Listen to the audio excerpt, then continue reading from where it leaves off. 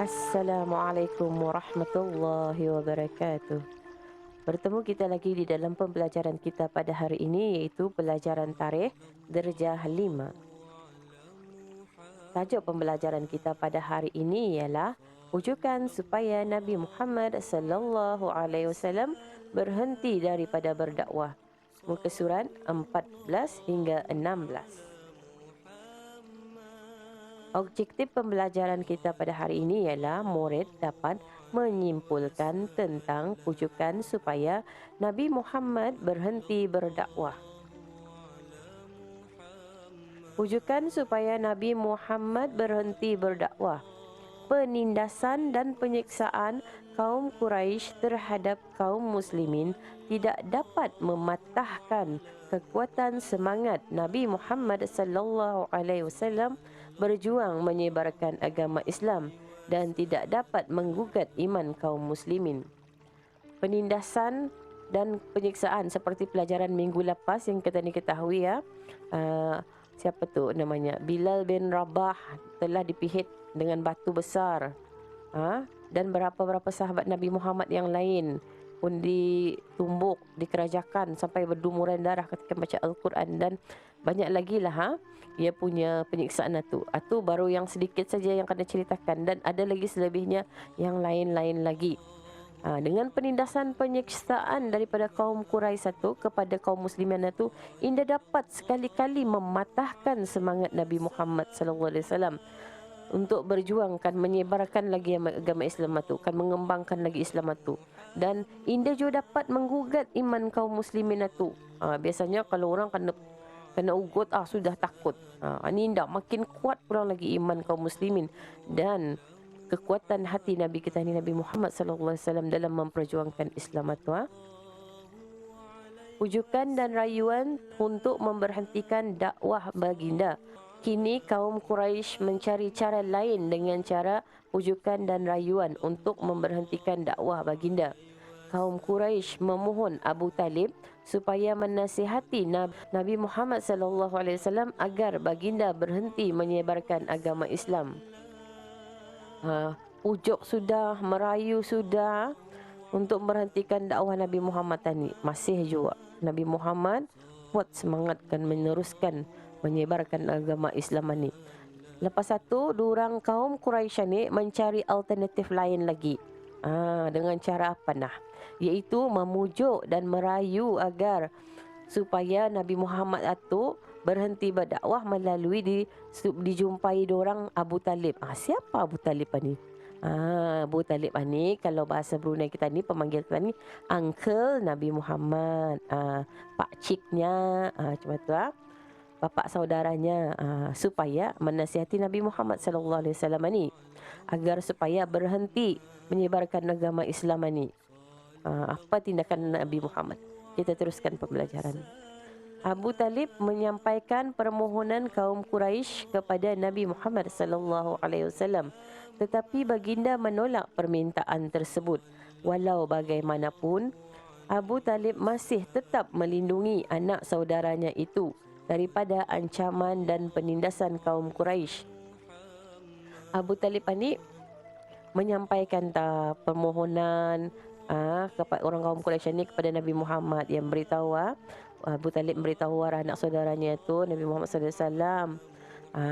Tetapi Nabi Muhammad sallallahu alaihi wasallam menolak dengan cara baiklah tu, memberitahu pacinya itu dengan cara baik. Walaupun macam itu Nabi menolak tu, ada orang marah tu. Kalau cakapnya tu dah diikut. Ni dan Nabi Abu Talib ni patut juga dipuji. Malah dia melindungi pulang lagi anak saudaranya tu dari ancaman penindasan kaum Quraisy. Mana pilihan anak buahnya tu diikutkannya. Diproteknya lagi anak buahnya tu daripada supaya jangan kena ancam oleh penindasan dan ancaman oleh kaum Quraisy. Setelah pembesar kaum Quraisy gagal dalam usaha itu, mereka cuba pula memujuk Nabi Muhammad sallallahu alaihi wasallam dengan menawarkan perempuan yang cantik, harta yang banyak, serta pangkat kedudukan yang tinggi, dengan syarat baginda berhenti menyebarkan seruan Islam. Semua pujukan dan tawaran itu ditolak oleh Nabi Muhammad sallallahu alaihi wasallam dan baginda tetap meneruskan dakwahnya. Ha, sudah gagal, pembesar kaum Quraisy itu gagal memujuk supaya Abu Talib itu menasihati anak buahnya ni iaitu Nabi Muhammad. Dicubanya lagi. Cuba face to face memujuk Nabi Muhammad sendiri pulang. Orangnya sendiri dia agak dipujuk. Untuk dengan cara apa? Caranya iaitu dengan menawarkan, dengan mengofer perempuan yang lawa-lawa, yang cantik-cantik, yang seksi-seksi pada zaman itu. Okey, dengan harta yang banyak, duit yang banyak, harta yang banyak, serta pangkat. Apa saja kau maunya, pangkat apa yang kau mau. Diberikan kedudukan yang tinggi. Tapi Nabi Muhammad sallallahu alaihi wasallam indah mau semua tu. Dia buat itu untuk Allah, atas suruhan Allah, bukan atas keinginannya dan manusia. Jadi ia indah mau mendengar cakap orang kaum Quraisy tu ditolaknya. Masih juga ia tetap dengan pendiriannya, iaitu menyebarkan agama Islam. Semua pujuk tawaran itu indah juga berhasil. Masih juga baginda tetap dengan pendiriannya. Dia tetap akan meneruskan dakwahnya, iaitu menyebarkan agama Islam. Pujukan demi pujukan kaum Quraisy telah ditolak oleh Nabi Muhammad sallallahu alaihi wasallam. Akhirnya kaum Quraisy mengambil tindakan yang keras dan meningkatkan siksaan ke atas mereka yang susah dan lemah. Sudah kena pujuk, indah juga lakat Nabi Muhammad, masih juga lakatkan menyebarkan Islam. Sasaklah orang kaum Quraisy sebab ditolak lagi ia punya offer tu. Akhirnya garam-garam mati orang kaum Quraisy tu kan diambilnya tindakan keras. Tindakan keras itu macam mana? Dengan dikuatkan lagi siksaan itu ke atas, diancamnya untuk orang-orang yang susah dan lemah. Kesian kan? Itulah penyiksaan supaya Nabi Muhammad itu indah jadikan menyebarkan Islam. Dengan cara menekan orang-orang yang susah dan lemah itu supaya disiksa lagi, kuat lagi siksaannya. Usaha kaum Quraisy itu juga tidak berhasil. Malah orang Islam tetap dengan iman mereka.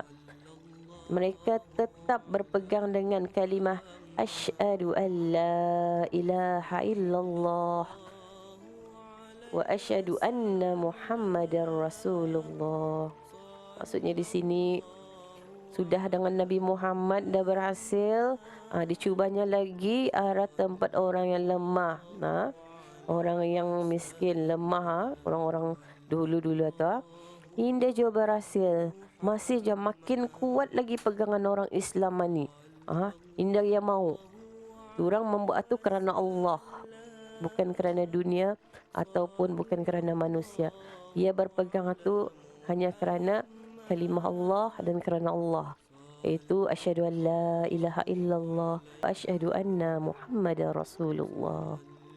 Semoga kita ni pun mempunyai iktikad dan kekuatan hati yang sama seperti Nabi Muhammad sallallahu alaihi wasallam dan para sahabat dan kaum muslimin dan muslimat zaman dahulu. Maklumlah sekarang ni banyak cubaan dan dugaan. Semoga kita ni berserta mereka suatu hari nanti. Sekian saja pembelajaran kita pada hari ini. Hendaklah kita ni bersifat sabar dalam menempuh hidup ini. Jangan terlampau kasihkan dunia hingga melupakan akhirat, dan rajin-rajinlah berselawat ke atas Nabi kita ni, Nabi Muhammad sallallahu alaihi wasallam, tanda sayang kita ni kepadanya dan mengikut sunnah-sunnahnya. Terima kasih kerana melayari channel Cikgu Nisina. Cikgu sudahi dengan Assalamualaikum warahmatullahi wabarakatuh.